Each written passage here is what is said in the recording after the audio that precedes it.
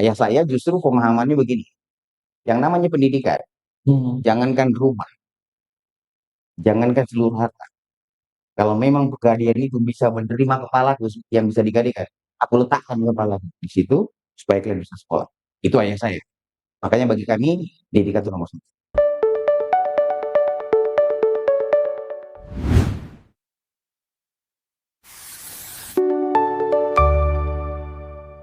Bagi narasumber kita hari ini, belajar bahasa bukan hanya sekedar alat komunikasi, tapi bahasa adalah cara membuka pikiran, membuka wawasan, dan membuka dunia. Hari ini, kita akan ngobrol bersama Bang Ibong, seorang pegiat pendidikan informal di Labuan Batu yang membuka kursus bahasa Inggris gratis, bahkan menggunakan sistem pembayaran menggunakan sampah plastik. Bersama saya, Helmi Asiguan. Selamat datang di Insight Labuan Batu. Bang Ibong, Ya, terima kasih Bang sudah datang ke Insight Labuan Batu. terima kasih sudah diundang. Gimana kabarnya Bang? Ya. Kayak bisa. Oke Bang, banyak orang yang mengajar bahasa Inggris, tapi nggak banyak orang yang membuat pembelajaran bahasa Inggris yang gratis, bahkan sampai menggunakan pembayaran dengan sampah plastik. Sebenarnya apa sih yang Abang perjuangkan ini? Em, Berawal dari pengalaman masa kecil sebenarnya. Alhamdulillahnya waktu kecil tuh orang tua saya itu termasuk yang mampu ya bayar untuk ikut kursus setelah lepas sekolah. Tapi itu kan saya hanya saya dan teman-teman sebenarnya hanya persentase kecil dari orang-orang yang mampu, orang tuanya mampu bayar les di luar sekolah. Ada teman-teman yang dengan persentase jauh lebih besar yang nggak mampu. Hari ini kondisi itu berlangsung. Itu yang coba kita tampung. Kenapa? Karena kalau bisa bahasa Inggris tuh menurut saya yang pertama keren aja. Yang kedua pola pikirnya pasti beda. Itu sih yang pertama. Jadi ada unsur pengalaman masa kecil kan. Betul. Nah, kalau kita tarik ke belakang nih Bang, sebelum orang mengenal Mister Ibong kan begitu ya. Bolehlah ceritain Bang perjalanan hidup Abang, kita pengen tahu gitu ya, masa kecil, kemudian lahir di mana ya, bersekolah sampai melanjutkan pendidikan tinggi Bang. Oke. Ceritain Bang. Oke. Em, saya lahir di Kisaran. eh, 54 tahun yang lalu. 2 tahun orang tua karena waktu itu tugasnya di PLN pindah ke Rantau Prapat tahun 74. Saya 2 tahun. Sekolah di sini SD 10. Sekarang dia SD 1 Rantau Utara ya. Apa SD Di 10? di Samping Taman Makam Pahlawan. oh ya, Itu SD sampai kelas 6 selesai. Kemudian SMP-nya di SMP Negeri 2 Rantau Prapat waktu itu. Hari ini dia SMP Negeri 1 Rantau Selatan ya. SMA-nya dulu namanya SMA Negeri 1 Rantau Prapat, sekarang jadi SMA Negeri 1 Rantau Selatan. Kemudian selesai 91, alhamdulillah lulus di USU ya, Universitas Sumatera Utara, bahasa Jepang D3. Kemudian kuliahlah di sana. Selesai 95, langsung kerja. Kerja itu 95. ya ini Bang. Tamat saya April 95, April 95, kemudian September 95 udah langsung kerja tuh di bank salah tahun. Eh, itulah ya, mungkin sepenggal sih sebenarnya yang menurut saya juga nggak punya arti apa-apa untuk saya, untuk kondisi saya hari ini. Jadi 91 tamat SMA, Mhm. kuliah di Medan ya, di Ya, Sastra Jepang. ya. Selesai Mhm. kerja lama waktu itu di Medan gitu. Itu kapan kapan kapan pulang perantau lagi? To be honest sih, Hmm. saya nggak suka tinggal di Rantau. Sejujurnya, mungkin satu ada analogi begitu. Zaman saya SMA itu, eh, saya bukan terlahir dari keluarga yang punya sawit ya. Untuk rapat itu atau Labuan Batu secara umum, Labuan Batu Raya secara umum itu adalah kontra petrodolar kan. Ya, Padahal itu kan bohong besar. dolar hijau. Bohong besar itu. Karena cek aja sekarang bahwa sebenarnya Labuan Batu bahkan tidak termasuk 25 kabupaten terkaya se-Indonesia. Jadi kalau anak rantau kuliah di Medan, dibilang itu anak toke sawi, itu kayak getah gitu. Itu memang biasa. Tapi saya bukan dari keluarga yang kayak gitu. Dan orang tua saya kebetulan sampai meninggal. pensiun dan meninggal lah, tidak punya satu batang sawit pun. Zaman saya sekolah, jadi kalau ada, jadi zaman kami sekolah itu ada idiom begini. Kalau ada sepeda motor baru di launch Sumatera Utara, kabupaten ini adalah kabupaten pertama yang membelinya. 90-an. Jadi ketika zaman itu saya ambil ada GL Pro Neotek waktu 160 cc. Kalau nggak salah 6.500.000. Jadi ketika itu lewat hari itu kan zaman tidak ada internet ya. Ya. Jadi apapun informasi mesti datang, tanya ke Solo 6,5 juta. Jadi waktu nongkrong biasa lah ya, mudah nongkrong malam ini, "Wih, itu sepeda motor apa gitu? Oh Neotek tuh, berapa harganya? 6,5. Cuman 2 motor. Ngerti maksudnya 2 motor? Cuman 2 diesel lewat itu, dia sudah bisa beli itu. Karena bapaknya bagi sawit. Kesombongan kosong menurut saya. Ya. Karena kalau Anda kaya, Anda belum tentu hebat. Anda hebat itu kalau Anda berguna untuk orang lain. Itu sih. Jadi semacam ada stereotip ya Ya, bagi orang-orang di luar Labuan Batu menganggap kalau anak-anak rantau Labuan Batu ini sawitnya luas-luas gitu, orang kaya nih ceritanya begitu. ya. Jadi itu mungkin apa kesombongan apa tadi? Kesombongan kosong. Iya. Itu yang membuat aku malas gitu, cepet pulang ke rantau. Iya, kesombongan kosong kan bikin orang jadi tolol gitu. Hebat tapi nanti gini,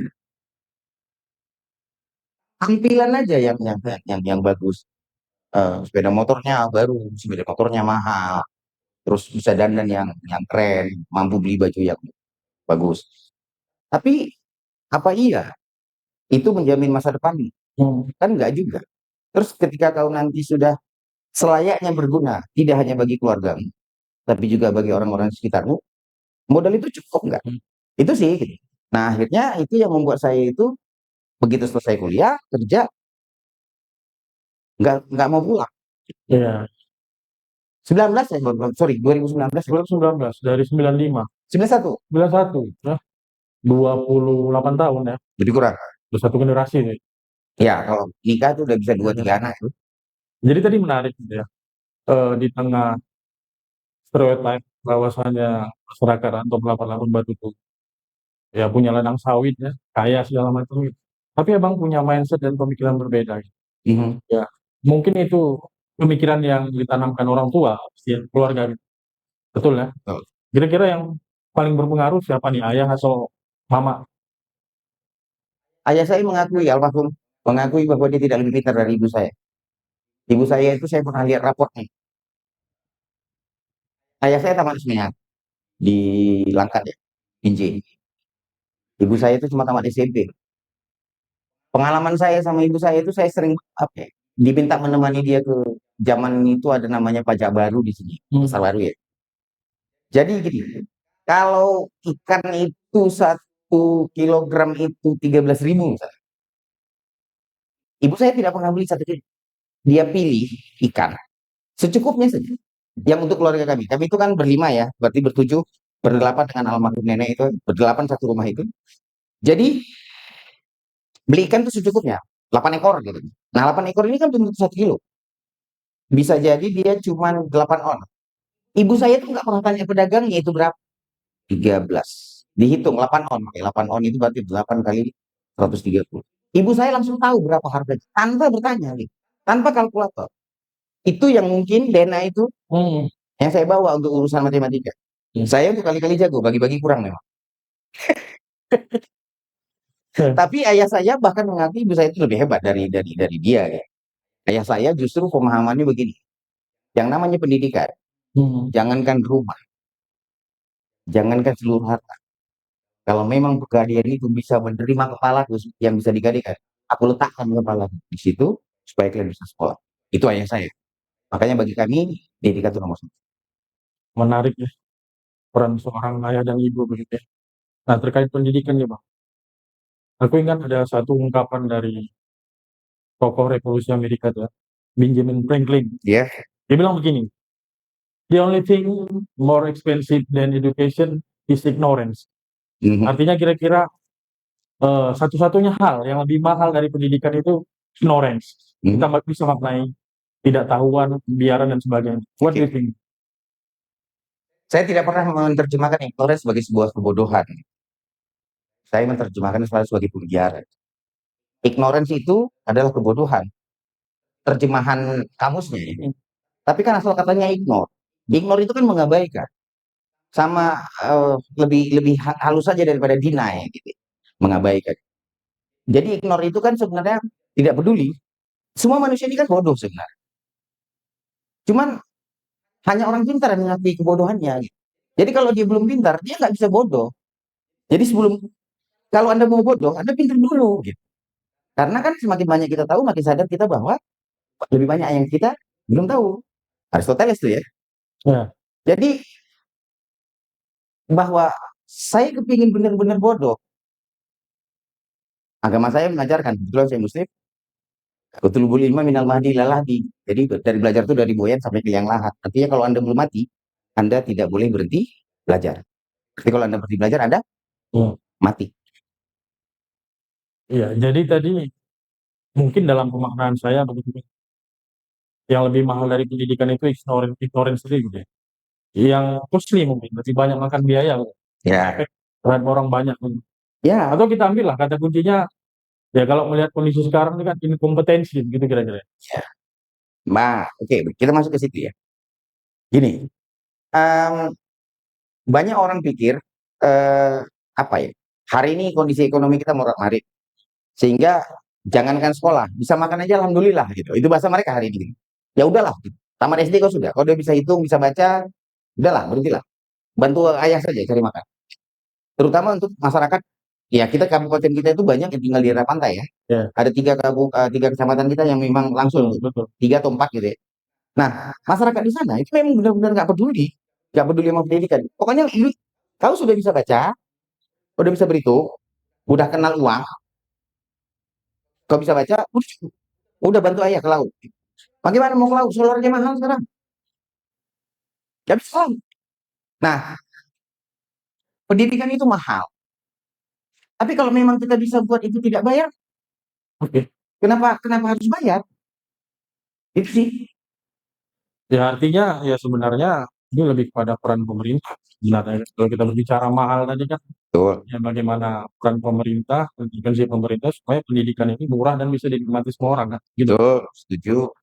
Nah, Bang, kalau kita balik tadi ke waktu Abang kuliah gitu, Medan kan ngambil sastra Jepang Ya, tiga gitu. betul. Nah, sementara Abang sekarang kan dikenal sebagai pengajar bahasa Inggris. Ini kok bisa nih, sastra Jepang tapi ngajar bahasa Inggris? Em, saya bisa kenapa kuliah bahasa Jepang? Itu pilihan ketiga sih sebenarnya. Pilih, Ketiga ya? tadi sih Penusu, Oh, teknik sipil. nggak rezeki. Kemudian ilmu pemerintahan UNRI, Oh, Universitas Riau ya, kan baru juga gagal masuk ke situ. Saya tanya abang saya, kebetulan abang saya itu almarhum, sorry, waktu itu pilihannya tiga berarti IPC. IPC, Ya, karena saya fisika dulu SMA-nya, boleh ambil IPC. Nah, saya tanya abang saya, ambil nggak? Ambil. Kenapa? Alasannya satu, bahasa Jepang belum banyak. Itu yang pertama. Ya, gitu kan. Belajarlah. Nggak punya dasar apa-apa, belajar bahasa Jepang repot sekali, karena kita harus mengenal huruf, gitu ya. Saya ilustrasikan sedikit saja tentang bahasa Jepang. Mana tahu ada yang tertarik untuk belajar ya, bahasa ya. Jepang. Belajar bahasa Jepang itu Anda harus mengenal empat jenis huruf. Tiga jenis huruf, satu satu lambang. Yang pertama, Anda kenal yang namanya hiragana, 46 lambang. Katakanlah, hiragana itu adalah bagaimana dia membuat lambang untuk membaca kanji, bahasa asal Jepang. Katakanlah, 46 juga, Anda kenal ini, Anda hafalkan ini untuk menuliskan kata-kata yang bukan berasal dari bahasa Jepang. Oke. Kemudian ada romaji. Romaji itu huruf-huruf yang kita kenal, itu A sampai Z. 26, 46, 46, 26. Terus kanji. Kanji adalah lambang. Ada 8.000. Wow. Disederhanakan. Di satu ini satu ini. Oke, 3.000. jadi Zaman saya ada namanya Nihongo no Rekushike. Tes kemampuan bahasa Jepang kayak TOEFL. Kalau Inggrisnya TOEFL, IELTS ya. hmm, Nah, kalau Jepang tuh namanya Nihongo no Rekushike. Zaman saya itu 1, 2, 3, 4. Tertinggi satu. gimana? Tertinggi itu N1 namanya. Oh, N1. oh, levelnya? Level N1. Oke. Saya di N3. Dua kali ngetes N2, gagal. Dan hari ini, nanti cek sendiri Google. Adakah orang Jepang yang N1? Tidak. Kenapa dia harus di atas 3.000? Tidak ada satu orang Jepang pun hari ini yang di N1, maksimum di N2. Gak tahu sekarang ya. Nah hari ini sedemikian butuhnya orang akan kemampuan bahasa Jepang karena hari ini Jepang bahkan mengundang orang untuk tinggal di Jepang dan dikasih biaya. Uh, N-nya jadi 5 sekarang. N5, N4, N3, N2, N1 gitu. Itu sekedar ilustrasi tentang Jepang. Repot sekali ini. Tetapi itu pilihan saya. Alhamdulillah selesai di situ. Nah, kenapa Inggris? Ya. Ada analogi gini ya, bahwa dua mata pelajaran yang paling tidak disukai dari zaman saya ya, nggak tahu zaman sebelum saya, sampai hari ini itu ada dua tuh, matematika bahasa Inggris. Matematika bahasa Inggris. Ya, karena nggak tahu nih ya kenapa, entah karena gurunya gitu ya, atau apa nggak ngerti juga. Tapi gara-gara ini banyak yang nggak suka, saya harus suka.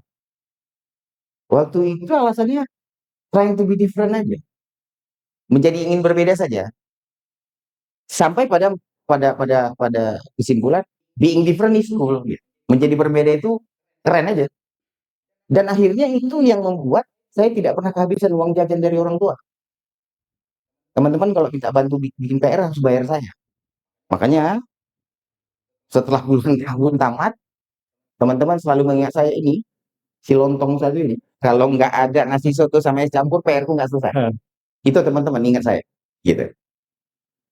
Nah, dari situ saya kuliah Jepang di Medan, tapi kesukaan saya akan bahasa Inggris itu tidak hilang. Akhirnya ketika saya punya waktu, saya nongkrong. Kalau dulu kan ada Polonia tuh, cuma ada Kuala Namu. Nongkrong di situ, pengen melatih bahasa Inggris, cari bule. Awalnya cuman trying to open the conversation, tapi ujung-ujungnya, can you take me to Parapat? Wah, of course I can. Bawa. Nah, itu asal muasal kenapa akhirnya saya jadi tour guide. Oke. Tour guide itu pekerjaan yang luar biasa asik. Kenapa?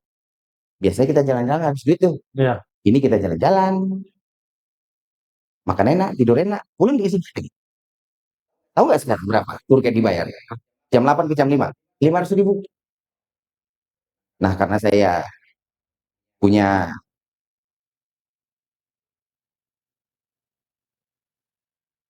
jam terbang yang bagus, saya juga sejuta. Jam terbang ya. Nah, saya sejuta sehari sekarang. Itu kenapa Inggris? Tadi sempat abang singgungnya. Ada semacam, ya kita katakan lah, kendala atau obstacle gitu. Oke. Dalam pembelajaran atau mungkin cara mengajarkan bahasa Inggris kita tadi. Oke. Baik dimulai dari tingkat dasar ataupun menengah. Oke. Yang bisa jadi abang sampaikan faktor gurunya. Kalau abang pribadi dulu mengalami itu nggak di waktu masa-masa sekolah dasar, sekolah menengah? Oke, saya mengenal bahasa Inggris itu kelas 1 SMP. Orang rata Prapon pasti kenal beliau. Guru bahasa Inggris saya pertama tuh namanya almarhum Ustadz Ahmad Idris, mantan ketua MUI. Rata-rata orang rata kenal beliau, latar belakang keluarga beliau dan seterusnya. Nah, alhamdulillahnya itu beliau cara mengajar bagus. Saya tertarik, kemudian ditambah tadi saya ingin kelihatan berbeda saja gitu ya. Ya, tipikal remaja lah kan. Zaman zaman saya puber tuh kan, dari umur 13 sampai 15 kan. Jadi beranjak dari sana, Inggris itu menjadi sesuatu yang ya, zaman itu kan zamannya King Pop, Michael Jackson kan. Wah, akhirnya lagi bidit kan, sebut kriminal kan. Ngebreak lah kita bos. Bawa ini apa namanya zaman itu bukan tape apa bukan tape recorder apa sih namanya, Boombox atau apa gitu? bukan bubuk, bubuk sudah udah terlalu kemarin. Jadi itu terus sepatunya sepatu kain yang sebibuk gitu ya. Break deh di jalanan di Ratu Kapat gitu. Dan teman-teman bilang gaya lu gitu ya kalau bahasa sekarang gitu kan. Nah, mungkin itu yang kebawa juga sampai sekarang. Saya tidak pernah peduli pikiran orang. Tak peduli saya. Orang mau bilang apa terserah lu gitu. Nanti saya ceritakan kenapa itu. Itu yang membuat sampai hari ini saya menganggap bahasa Inggris itu keren aja. Itu aja sih, benar. Ya, artinya tadi kan ada faktor guru yang membuat abang ya mengerti bahwa bahasa Inggris ini menarik begitu ya. Ya. Kemudian rasa percaya diri abang juga tinggi kan? Nah, itu saya betul nih. Percaya diri. Percaya diri sama sombong itu segini tipisnya. Jadi orang bilang saya sombong. Ya. Dan alhamdulillah saya sampai sekarang nggak peduli gitu. You mau bilang gua sombong Nah, atau nggak sombong, nggak berpengaruh di hidup karena hidup itu pengaruhi sama pikiran-pikiran itu sendiri, bukan pikiran orang. Terkait bahasa Inggris ya, ini masih dogma ya, belum aksioma. Dogmanya begini, semua orang di Indonesia yang pernah belajar di sekolah pasti pernah belajar bahasa Inggris. yes. Tapi kenapa hanya 4% yang fluent? Pasti, Ya. pasti ada yang salah dong. Ya. Nah, Itu asumsi kita ya. asumsinya gitu. Cuma 4% yang pasti. Yang pertama, yang pasti ini bisa jadi dia memang suka. Yang kedua, lingkungan keluarganya. Contoh, anak-anak kami, dua-dua itu, yang besar si kakak, lahir 94. Stambuknya itu 2011. Kuliah dia itu 2011. 2012 dia sudah jadi juara lomba debat bahasa Inggris di Thailand. Lingkungan keluarga dong. Faktor apa lagi gitu. Semua orang kan belajar di sekolah. Faktor lingkungan keluarga itu berpengaruh. Gitu. Artinya, kalau Anda mau anak Anda cepat bisa bahasa Inggris, Anda belajar bahasa Inggris dulu. Nggak ada kata maaf di situ. No excuse. Jadi selain gurunya, nah, cuma saya lihat gini deh. Nah, Inggris itu kan reading, writing, listening, speaking ya. Yang tiga ini kan keluar nih, reading, writing, listening, speaking. Kok nggak selesai-selesai nih? Nah, sekarang pertanyaan saya juga, nggak mau jadi host sih sebenarnya, saya balik aja pertanyaannya gitu. Oke. Pertanyaannya gini, ketemu dua bahasa Inggris, guru bahasa Inggris, si A, si B. Si A, speakingnya bagus, grammarnya jelek. Si B, grammarnya bagus, tapi nggak bisa speaking. Anda pilih mana belajarnya? Yang A, yang walaupun grammarnya kurang tapi speakingnya bagus. Kenapa? Ya karena bagi saya, ya salah satu fungsi bahasa itu alat komunikasi. Dengan speaking itu dia bisa ngomong, ya dia bisa menyampaikan idenya dan bisa komunikasi sama orang juga. Kira-kira gitu. Bukan reading, writing juga bentuk komunikasi? Oke, jadi writing untuk komunikasi. Tapi ini kan lebih kepada interaksinya. Oke, karena puncak kemampuan bahasa Inggris itu speaking. Ya. Jadi hari ini saya cuma paksa murid-murid saya itu speaking. Paksa aja tadi itu. Nanti kalau Anda udah speaking bisa, Anda pasti malu sendiri kalau grammar Anda jelek. Baru Anda belajar grammar. Kalau Anda belajar grammar dulu, Anda nggak speaking. Karena ngapalin, saya nggak pernah memakai 32, 36 tenses ya. Atau 16 atau 24. Saya cuma kasih 12 saja.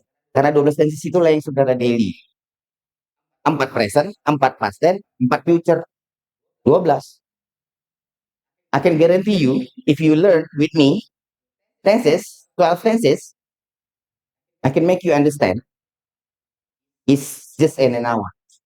Saya bisa pastikan Anda bisa mengerti itu cuma dalam 1 jam. Jualan satu sekarang di sini. Menarik. Oke. Ya artinya kan yang Abang sampaikan ada yang salah dalam sistem pembelajaran bahasa Inggris kita selama ini. Gitu. Ya, Yang mungkin tidak sampai pada puncak bagaimana anak-anak dilatih untuk bisa speaking. ya, Gitu kira-kira ya. betul. Itu yang terjadi di lingkungan pendidikan formal gitu. Ya, Benar, Mas. karena guru bahasa Inggris di sini aja deh. Berapa yang nyaut gitu loh. Eh, kita kan mau ya, pertanyaan sederhana deh. Siapa sih guru di Rantau Prapat ya? Gak usah Labuan Batu, Rantau Prapat. Siapa sih guru di sini yang nggak mau anak-anaknya keren, pinter-pinter? Ya. Semua mau ya, setuju ya? Oke. Nah, sekarang pertanyaannya, kalau mau jujur, guru bahasa Inggris harus bisa speaking dong. Nah, kalau gurunya nggak speaking, anaknya mau ngomong sama siapa? Si murid mau ngomong sama siapa? Kalau dia terlalu pinter, dia kan segan sama gurunya. Dicarinya lah di luar. Jadi, kalau kamu mau bikin anak muridmu pinter, kau harus pinter dulu. Oke. Gitu. Nah, itu satu. Yang kedua, tambah lagi ya. Saya tambah lagi. Gini, rata-rata, rata-rata, guru bahasa Inggris yang saya pernah temui Rantau Prapat ya, itu belajar bahasa Inggris secara akademik. Ya. Lulusan FKIP bahasa Inggris dari kampus mana? Rata-rata begitu. Jarang tuh yang ngajar bahasa Inggris yang bukan lulusan FKIP bahasa Inggris. Ya. Dan itu kesalahan. Kesalahan. Belajar bahasa itu belajar budaya. Kalau Anda nggak kenal budayanya, Anda nggak bisa ajarkan bahasanya. Dan materi pembelajaran budaya ini tidak ada difasilitasi di perguruan tinggi yang efektif tadi maksudnya. Saya gitu kan. Karena dia escape. Kalau Anda mau kenal budayanya, belajar bahasa Inggris tapi kenal budayanya, Anda belajar sastra. Tapi di situ nggak diajarkan bagaimana pedagogi dan seterusnya. Cara mengajar. Cara mengajarnya diajarkan. Nah, saya yang notabene belajar bahasa Jepang, secara akademik ya, kenapa bisa ngajar bahasa Inggris? Karena saya belasan tahun jadi tour guide. Iya, iya. I talk to the native. Saya bicara sama native. Saya dapat culture-nya. Dapat culture-nya. Saya kasih analogi. Bagaimana Anda paham bahasa Inggris melalui budayanya? Cerita ini sebenarnya puluhan kali saya udah bicarakan ini. Tapi di sini saya buka lagi. Iya. Kita kalau nengok orang sakit ke rumah sakit, di sini itu bawanya roti atau buah. Ya. Pertanyaannya, itu bisa nggak dinikmati orang yang sakit? Jangan-jangan dokternya melarang. Ya. Diabetes kok kasih itu bisa. Saya nggak mau nih, kan gitu dokternya. Nah, itu kan culture ya. Nah, culture-nya mereka kalau datang dengan orang sakit, baunya bunga. Bunga itu diletakkan di meja, kan bisa dinikmati oleh yang sakit. Minimal pandangannya, menyegarkan. Karena di dalam ruangan itu, kan suntuk tuh namanya rumah sakit. Tapi kalau ada bunga, apalagi kalau bunga segar. Nah, culture mereka itu memang bagus di situ, yang itu ya. Artinya apa menyarankan kan aspek kebudayaan ini kan harus include di dalam pembelajaran bahasa Inggris gitu ya. Setuju. Nah, sejauh mana porsi budaya ini masuk ya ke dalam pembelajaran itu? Karena ada semacam ketakutan mungkin. Takut-takut kan budaya barat ini masuk ya di dalam pembelajaran ini. Di lain pihak budaya kita, budaya ketimuran kita sendiri tergerus. Itu what do you think? Oke. Ini tugas guru bukan? Belajar lagi gurunya. Baca lagi. Saya kasih contoh. Hari ini kan megang nih saya. MTSN 2 Labuan Batu nih. Ekskul. Anda tahu apa yang saya suruh mereka? Yang pertama, kelas itu dimulai 14.00 sampai 15.00. Anda datang 14.01, Anda silakan bawa bangku belajar dari pintu. Yang pertama, meaning what? Disiplin. No success sudah disiplin ya. Tidak ada keberhasilan tanpa kedisiplinan. Yang pertama. Yang kedua, Anda ikut saya sampai Desember nanti. Anda hanya boleh tidak masuk 3 kali. Jangan habis waktumu. Habis waktuku, kau nggak jadi apa-apa. Aku udah jadi. Aku mau bikin kau jadi nih. Nah, yang terakhir, setiap anak di situ 1 bulan harus selesai 1 judul buku dia baca. Oh, This is what mindset. Ya. oke. Orang-orang yang suka baca buku, saya percaya itu, kita nggak usah bicara ya, contoh banyak sekali lah. Jadi kalau misalnya saya pikir guru-guru bahasa Inggris di sini banyak-banyak aja baca. Terserah lah mau baca buku apa. Artinya dengan baca-baca, pola pikirnya pasti berubah. Pasti.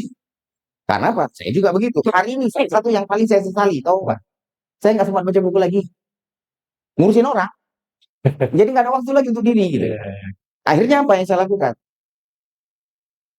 Pegang HP, belajar dari baca berita dan seterusnya. Itu sih. Sekali lagi, karena ini tugas guru, ubah mindset gurunya. Kalau Anda mau jadikan gini, saya tambahin lagi deh gini. Anda kan analogi begini, bahwa setiap guru tidak akan pernah mengajarkan seluruh jurus. Oke. Ada 12 jurus misalnya. Dia cuma mengajarkan 1 sampai 11 saja. Kok dibunuh oleh muridnya gitu. Murid ini tidak boleh lebih pintar dari dia. Analogi ini kan salah. Yang pertama salahnya, tidak akan pernah tercipta jurus ke-13.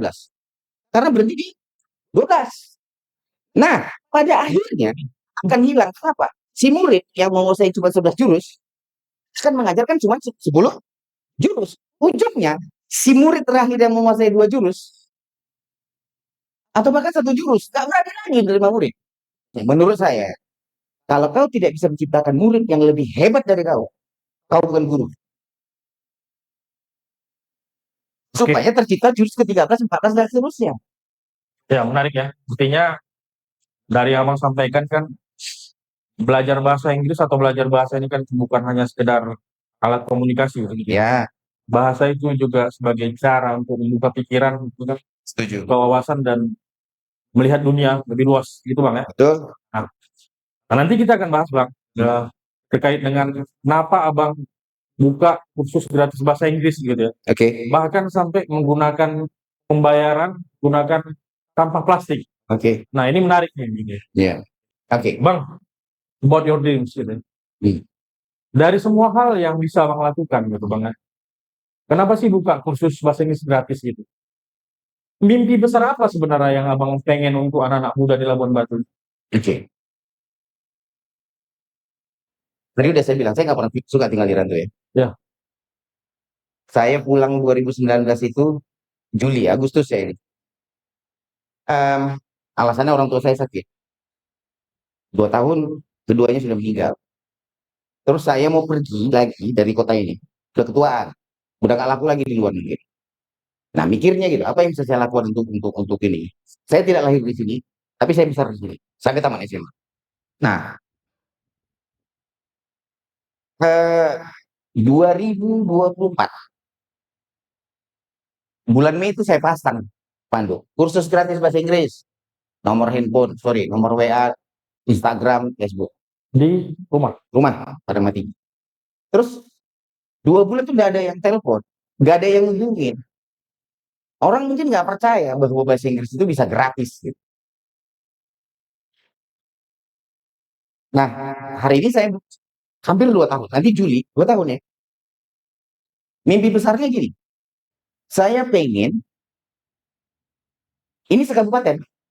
Ya, Beberapa program saya coba sudah pernah rancang, saya juga sudah tawarkan ke banyak pihak, ya, termasuk pemerintah. Tapi mungkin hari ini ya belum rezeki saja gitu. Kalau saya mikirnya begitu. Tapi eh, saya belum belum mau berhenti aja, ya, ya. belum mau berhenti saja.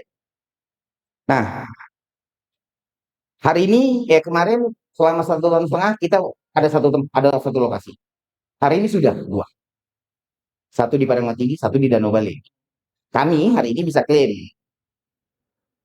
kami punya lembaga kursus dan pelatihan namanya Pakai Ika saja. Penentuan nama saja itu memang pakai bahasa sini, Pakai pakai Ika saja. Kalau bahasa Indonesianya pakai ini aja. Bahasa Inggrisnya just use this. ya, Ya nggak mau pakai yang merek yang terkenal itu lah. Nah, saya bisa klaim bahwa kursus gratis kami ini sudah ada di 2 kecamatan nih, Rantau Utara dan Rantau Selatan, Danau Bali terus. Danau Bali.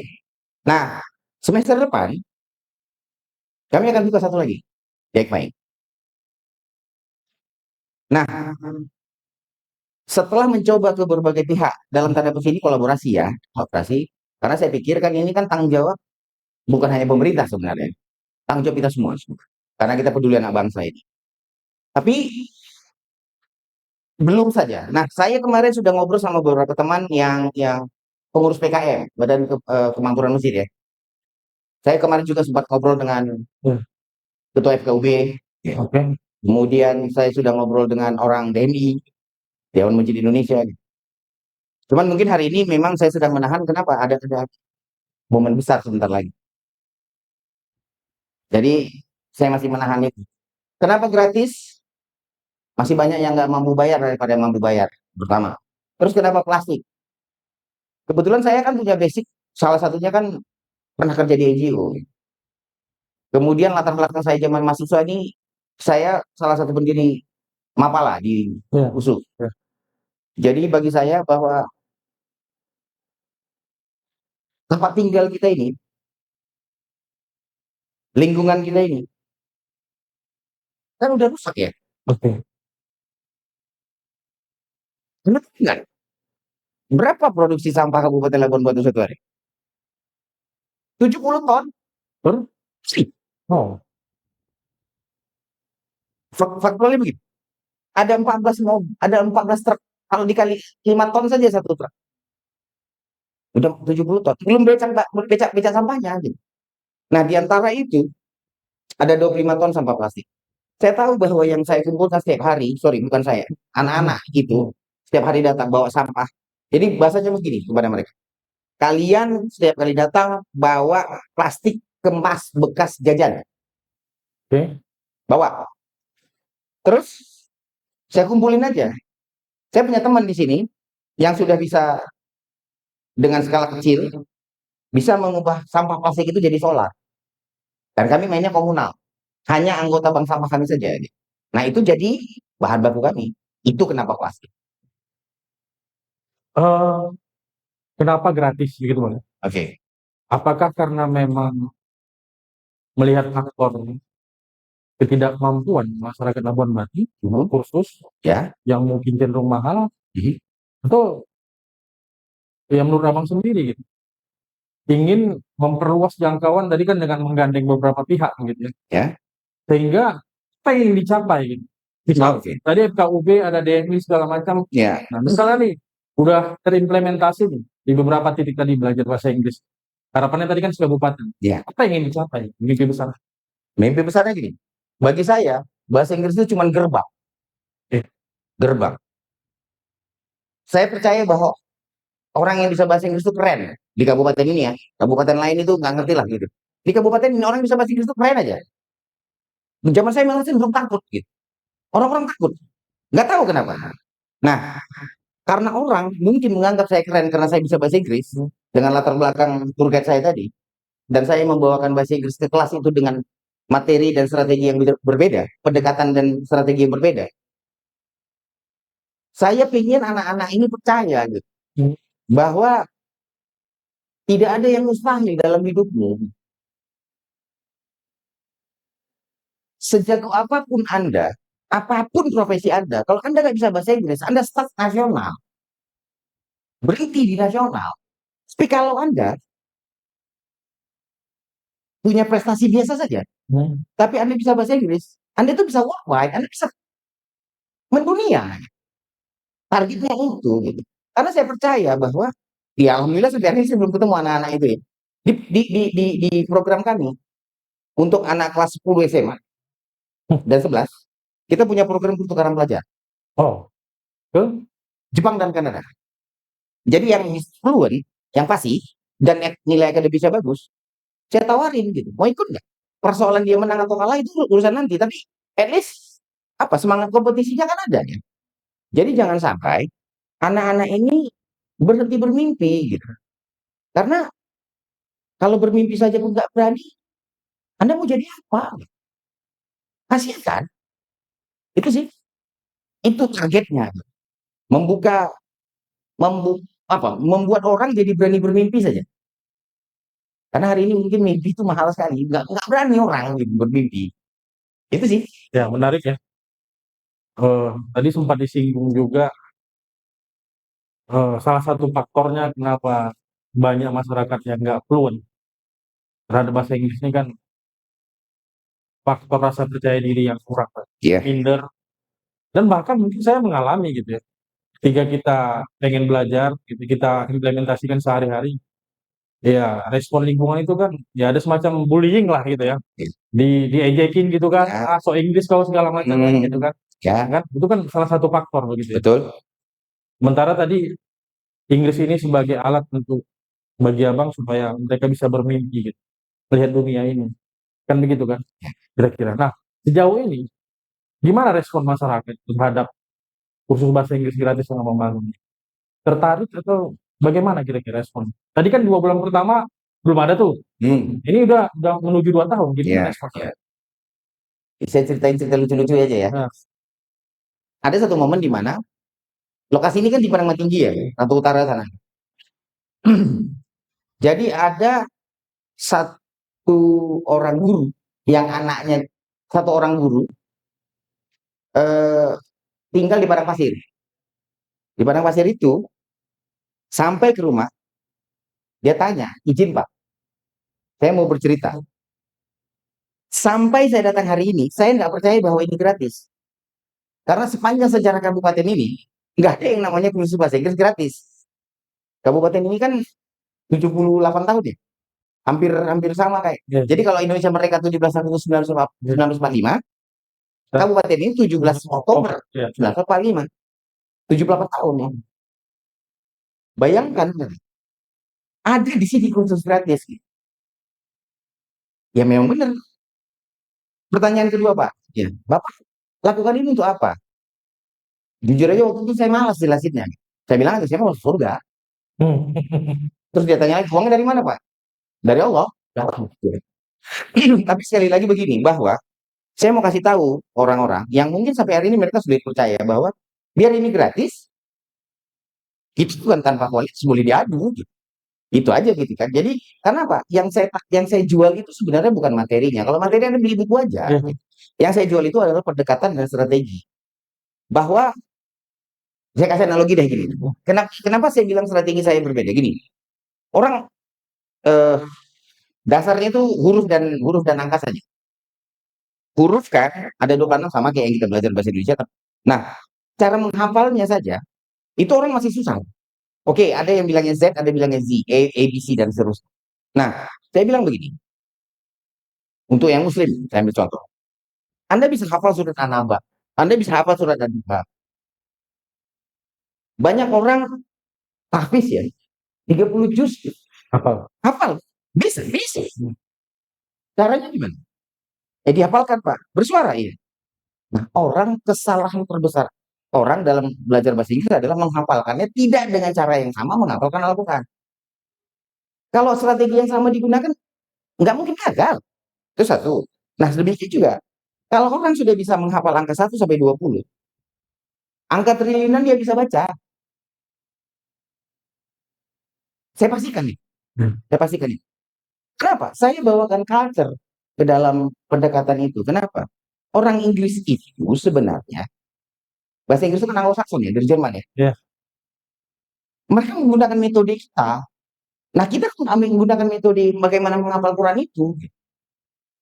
Oh, Jadi saya punya ya long time ago lah gitu ya, years lah. Saya lupa kapan ada teman saya cowok namanya V dari Amerika. Dia bilang buat saya, memang ini bahasa ibu kami. Tapi ketika saya belajar bahasa Spanyol, saya menggunakan metode yang sama untuk menghafalkan cap Inggris. Nah, kata orang ya, karena bagi saya itu mustahil. Inggris itu susahnya dua, vocab sama grammar.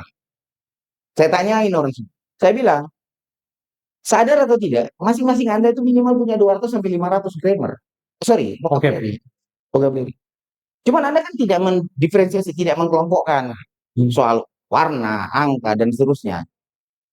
Nah, saya mengelompokkan sehingga Anda sadar bahwa Anda punya 500. Sementara strateginya begini, kalau Anda mau fluent, Anda punya 2000. 2000 vocab Anda belajar, pasti Anda bisa ngomong. Terus gimana Pak? Saya udah belajar sama Bapak 6 bulan. Berhenti. Terus saya latihan sama siapa? Sama saya. Gimana caranya Pak? Saya punya program.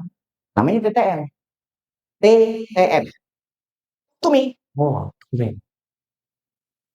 Nah, kesulitan orang adalah menemukan orang yang bisa diajak latihan speaking, Ya. tapi dia tidak membuli, Ya. tidak mengejek, tapi memperbaiki sekaligus jadi lawan bicara, Iya. Lebih konstruktif ya. lebih konstruktif. Saya dikenal sebagai Mr. Correction. Kuping saya, mudah-mudahan kalau ada orang speaking, pronunciation jelek, seperti ini. Walaupun belum tentu bahwa pronunciation saya itu paling bagus, belum tentu ya. But at least, saya ini American style, bukan British way ya, American style. Karena British lebih repot lagi sebenarnya kan. Itu pendekatannya. Strategi saya lah sebagian. Artinya ada strategi pembelajaran yang berbeda dan itu yang mahal. Itu yang kita jual. Itu yang dijual. Gitu. Nah, tadi kan sempat disinggung juga ya, ternyata ada beberapa masyarakat yang terkejut kan. Kok bisa gratis nih? Bisa. Sempat nanya juga tadi kan, dari mana pembayarannya kan? Betul. Nah, ini jadi pertanyaan menarik kan gitu kan. Nah, butuh yang namanya ATK, alat tulis dan segala macam, Iya. butuh ruangan gitu ya, butuh yang namanya biaya operasional gitu. Betul. Ini agak private nih ya, buku tokeh gitu kan. Saya buka. Sejauh mana gitu? Saya buka aja sekarang. Apa mengusahakan itu gitu. Nah, itu support sistemnya Support system. iya. Support system. Iya. Baik. Hampir 2 tahun ya. Iya. Juli nanti 2 tahun. Nah, di luar kelas gratis, saya punya privat. Oh, Saya ini suka mengajar. Yang gratis saya sih kerjain. Nggak dibayar aja saya kerjakan. Apalagi dibayar. Dan orang-orang yang mau bayar saya harus bayar mahal. Kenapa bayar mahal? Yang pertama, supaya saya bisa biayai kursus gratis saya. Karena kan tidak mungkin sekian banyak kelas ini saya yang ngajar terus. Saya kan harus memberdayakan orang. Saya punya tim, 4 orang tim saya. Nah, mereka mengajar di masing-masing lokasi ini. Saya kan bayar mereka. Anda tahu saya bayar mereka berapa? Saya cuma bayar mereka 8 kali dalam sebulan, artinya 2 kali seminggu. 2 kali seminggu. Saya bayar mereka cuma 250.000. Tadi Bang Ibong sempat singgung bahwasanya beliau sempat mengajak beberapa organisasi informal ya. Ada Badan Pengurus Masjid begitu ya, BKM, kemudian Forum Kerukunan Umat Beragama dan Dewan Masjid gitu. Intinya kan Abang berharap bahwasanya merealisasikan mimpi ini lebih cepat tercapai begitu dengan melakukan kolaborasi dengan informal tadi.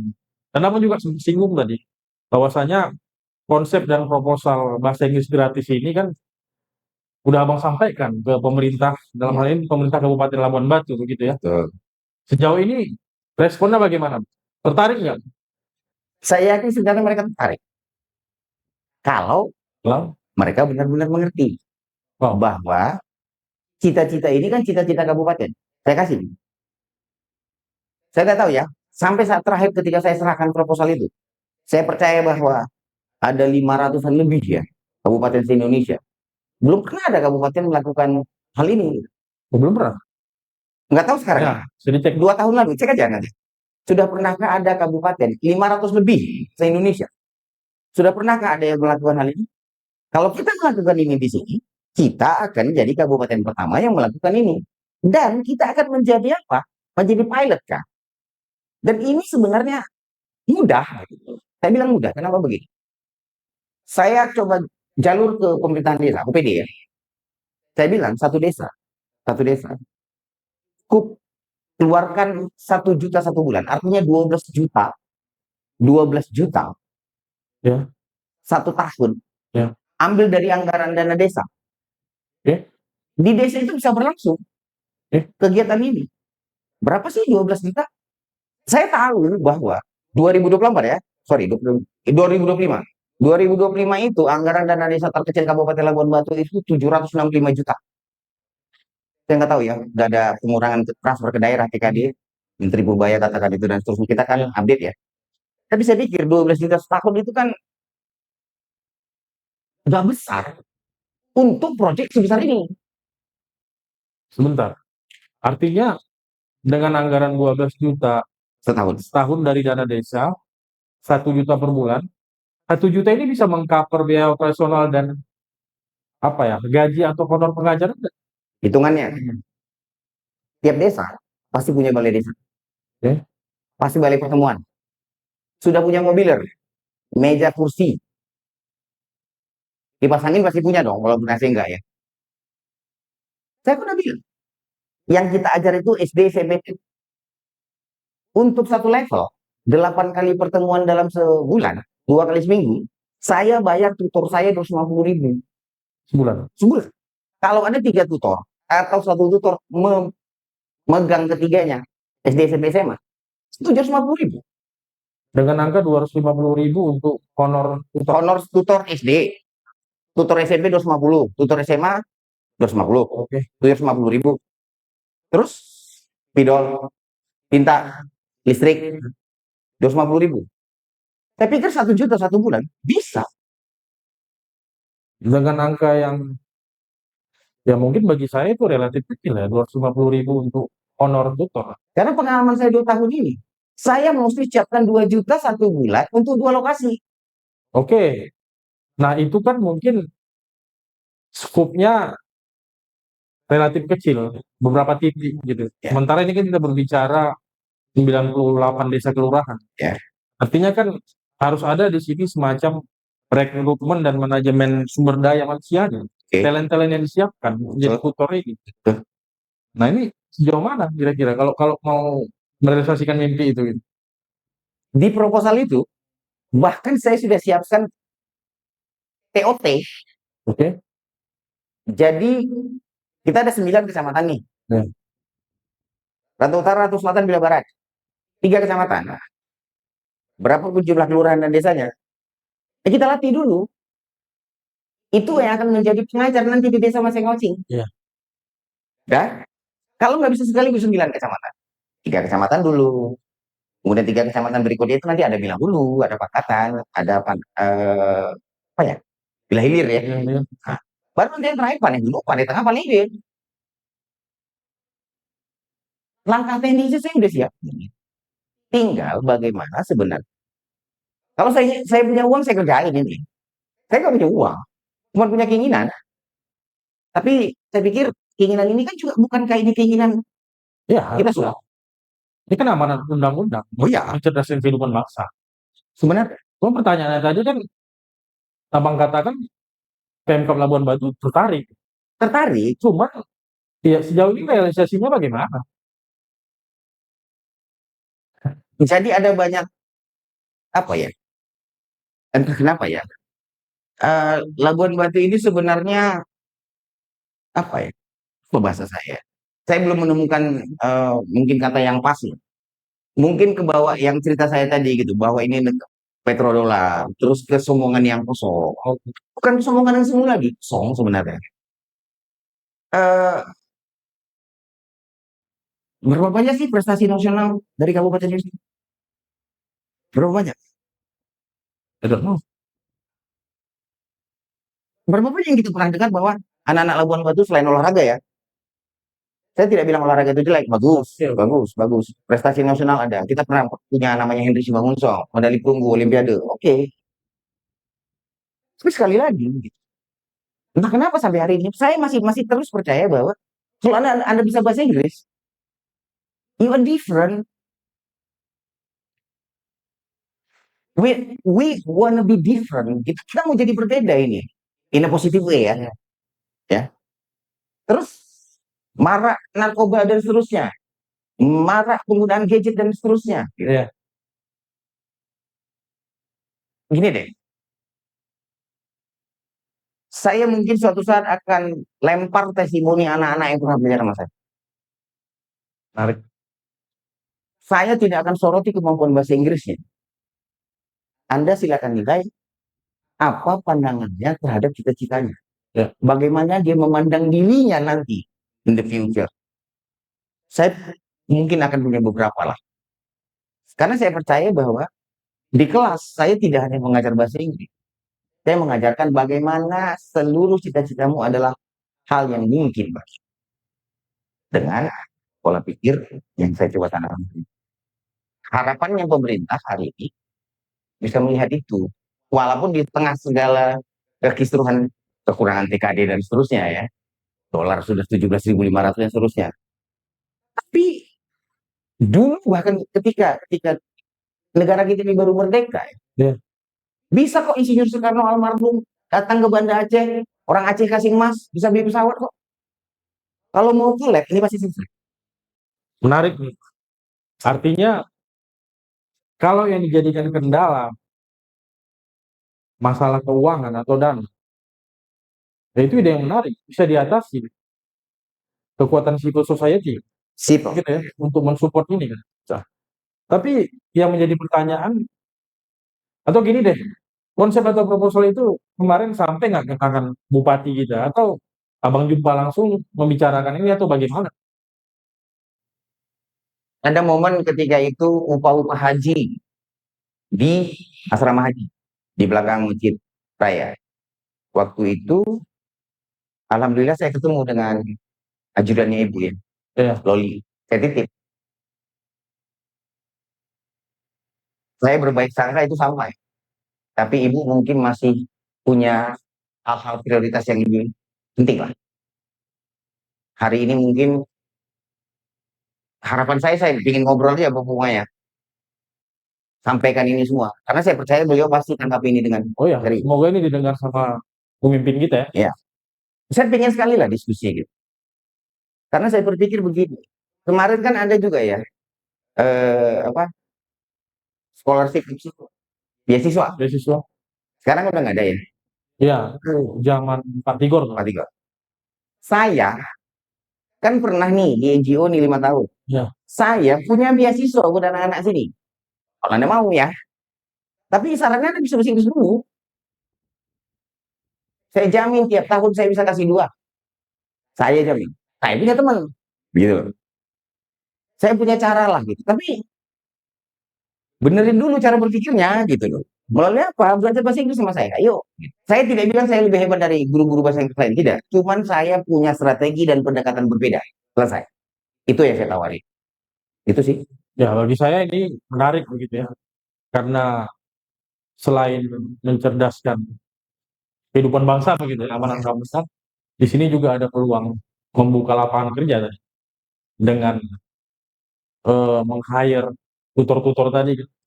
Bisa tamatan-tamatan dari kampus kita atau mungkin adik-adik yang lagi sedang berkuliah gitu. Betul. Bisa di-training kan begitu. Betul. Ya, semoga didengar sama pemimpin kita ya. Itu Bang. Harapannya begitu. Harapannya begitu. Walaupun sebenarnya kalau harapan itu belum terpenuhi dalam waktu dekat, saya jamin saya nggak akan berhenti. Oke. Itu saya jamin. Saya mau nyampaikan begini. Tadi udah saya singgung. Labuan Batu ini sudah 78 tahun lebih. Bentar lagi mau 80 ya. Mak saya di rumah itu 80 lebih umur. Sepuh lah ya. Itu bangga gitu. Labuan Batu. Apa? Nggak ada. Ya ada. Nggak ada. Tentu saya nggak kedetek sama saya ya. Entahlah ya. Kalaupun ada, yuk kita diskusiin gitu. Yuk. Karena sampai hari ini teman-teman nggak usah Jawa ya. Medan saja. Anak-anak rantau itu lebih dikenal sebagai anak toke gitu. Suka bayar-bayar orang bakat. Minum. Oh ya, enggak juga. Cuman gini lah, gini. Mungkin saya di sini ini public enemy. Oh, Karena saya sudah menukar sebuah peribahasa yang diajarkan kepada saya zaman SD. Yang berbunyi, pintar tak terikuti, bodoh tak terajari. Hari ini, sudah saya tukar. bagus. Diajari tak marah. Dia bilang bodoh marah. Jadi, jadi gini, Anda mau benci saya silakan. Tapi percayalah, saya nggak akan berhenti. Karena kalau saya mati, saya cuma pengen dikenang sebagai orang baik aja. Bukan orang kaya, bukan orang hebat. Saya pengen banyak orang yang doakan saya. Saya percaya cepat atau lambat program kursus gratis bahasa Inggris ini pasti akan terjadi di kabupaten ini. Amin. Macam mana caranya? Tuhan tahu kita belum siap saja. Kalau kita udah siap, dia pasti kasih. Saya percaya. Pernah merasakan lelah atau pengen berhenti give up gitu untuk membangun mimpi besar apa? Udah berdarah-darah lah bos. Masa uang privat ku taruh ke situ kan? Privat ku mahal. Apa yang membuat abang ya turning point-nya lah, bangkit lagi gitu kira. Eh, Percaya bahwa sesuatu yang baik pasti akan terjadi di kabupaten ini. Itu aja. Entah apa. Dan itu tetap abang jaga. Jaga. Jaga mimpi. Sekali lagi, yuk belajar bahasa Inggris. Oke, Bang. Eh, kita berbicara pendidikan, berbicara melalui hal yang abang lakukan gitu ya, pendidikan bahasa Inggris gratis. Capaiannya kan kita berbicara kualitas anak muda di Ya. Labuan Batu kan, kira-kira begitu ya. Nah, sementara mungkin ya asumsi kita pemimpin kita sendiri belum ke sana arah dalam konteks pembangunan sumber daya manusia. Ya. Bagaimana sih abang melihat kondisi hari ini, terutama di kabupaten kita? Layaknya kabupaten lain ya. Kita kan nggak bisa gitu mencat satu gitu ya. Ya. Layaknya kabupaten lain bahwa ada banyak sebenarnya hutang-hutang persoalan masa lalu yang dibawa. To be fair ya, Hmm. ada banyak hutang dari pemerintahan masa lalu Ya. yang harus dipikul oleh pemerintahan yang sekarang. Itu dalam skala nasional atau daerah? Skala kabupaten saja. Oke. Seperti kabupaten lain. Banyak contoh. Ada banyak, saya bilang hutang yang harus dipikul. Nah mungkin hari ini pemerintah masih ke arah sana nih.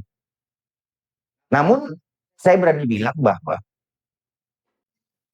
di tengah seluruh kekisruhan itu ya, kisruh lah saya bilang. Kalau nggak mau dibilang chaos, gitu. Kisruh lah.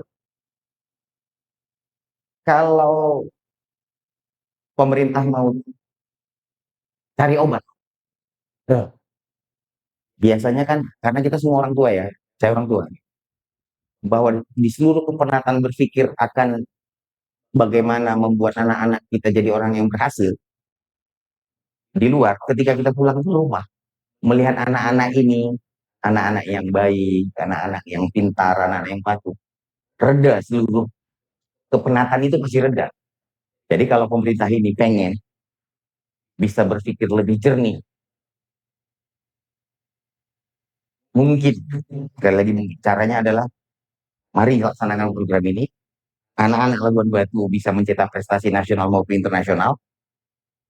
Mudah-mudahan kepenatan akan ke seluruh utang-utang masa lalu yang dipikul itu paling tidak itu bisa dipikirkan dan dipikul. Itu sih. Oke, artinya sebenarnya terkait dengan pendanaan keuangan itu bukan masalah besar. Sebenarnya Ya, kecil sekali. Bang, kita masuk di sesi akhir nih, Bang. Oke, Tadi sempat Abang singgung kan, salah satu problem belajar bahasa Inggris ini kan lebih kepada mental gitu. Ada rasa kurang percaya diri gitu ya. Kemudian faktor lingkungan yang ya bisa dikatakan masih ada bullying gitu ya. Ah, so Inggris gua apa segala macam gitu ya. Sementara kan Abang membuka kursus gratis nih kan dengan harapan kan mungkin sebanyak-banyaknya anak muda, ayolah belajar gitu. Gitu. Apa pesan Abang Bang, untuk anak muda Labuan Batu supaya mereka tertarik untuk kursus bahasa Inggris ini, supaya mereka lebih bisa percaya diri. Kira-kira begitu. Kok pesan? yang pertama, tagline kami ya, tagline lembaga khusus pelatihan PKK saja tadi adalah yang pertama adalah English is easy. Orang nggak bisa bahasa Inggris karena dia pikir Inggris itu susah. English is easy, English is tasty. The last, the most important thing. English is money. Saya hidup di luar kabupaten ini. Modal saya cuma bahasa Inggris. Yang saya mau bilang sama anak muda di sini adalah apapun profesimu, apapun, nggak peduli, mau tukang becak sekalipun. Karena saya punya teman namanya Bang Zuli Aceh, tukang becak. Dari Ulele ke terminal itu, becak biasa bayar 25.000, dia juga 50.000. Karena sewanya bule. Karena bule, kenapa bule? Karena dia bisa bahasa Inggris. Apapun profesimu, kalau kau bisa bahasa Inggris, kau akan dibayar lebih mahal. Wah, saya bahasa Inggris. Saya tidak bilang profesi tukang becak itu rendah, tidak. Tidak. Analogi ini karena analogi ini dipahami semua orang ya. Apalagi gitu. Kesulitan Anda hari ini jualan produk UMKM dan seterusnya. Di mana Anda bersaing di sini di Indonesia. Anda yang Anda hadapi oligarki, bos. Nggak kenang Anda. Modal Anda tipis. Tapi kalau Anda bisa bahasa Inggris, Anda bisa jual keluar. Persaingan di bawah lebih fair. Buat saya bahasa Inggris. Anda bisa belajar sama siapapun. Tapi kalau Anda belajar sama saya yakin Anda tidak hanya jago bahasa Inggris. Anda akan suka berbicara. Oke, English is easy, English is tasty, terus English is money. Terakhir, Bang. Terakhir, bagi saya, apa yang Abang lakukan ini kan sesuatu yang bermanfaat dan berdampak. Bagi Abang, apa sih makna berdampak itu? Pengalaman hidup saya kerja sebagai macam profesi ya. Akhirnya saya bilang, saya ini guru. Saya pengen jadi guru level terakhir, level paling tinggi. Level guru yang pertama ada 4 ya. Yang pertama itu medium, tel, kasih tahu aja. Yang kedua excellent, dia explain, menjelaskan. Yang ketiga outstanding, dia demonstrate. Jadi kalau saya guru bahasa Inggris, saya nggak kasih tahu bahwa biru itu blue. Tapi saya juga bisa bilang blue itu ada 3. Ada blue, ada light blue, ada dark blue. Dan kalau saya mau masuk ke level ketiga ini, demonstrate, I have to be able to speak English. Speaking ya. Nah, saya itu pengen jadi yang keempat ini. One of a kind. One of a kind. Inspired. Mudah-mudahan ada banyak orang di Labuan Batu ini melakukan hal yang sama seperti saya. Dan mungkin di pantai sana, buka kursus bahasa Inggris juga, yuk collab. Tanpa harus menunggu siapapun. Jadi saya mau inspire. Harapan saya. Jadi berdampak itu, kita bisa melakukan sesuatu yang dilakukan orang lain. Dia bukan kompetitor saya, dia sahabat saya. Oke Bang, waktu jual yang memisahkan kita Bang. Makasih Bang atas cerita-cerita perjalanan hidupnya. Banyak hal saya pikir yang bermanfaat yang udah Bang sharing gitu ya. Tapi satu hal penting, saya rasa yang harus kita pelajari adalah bahwasanya perubahan itu tidak harus dimulai dari sesuatu yang besar.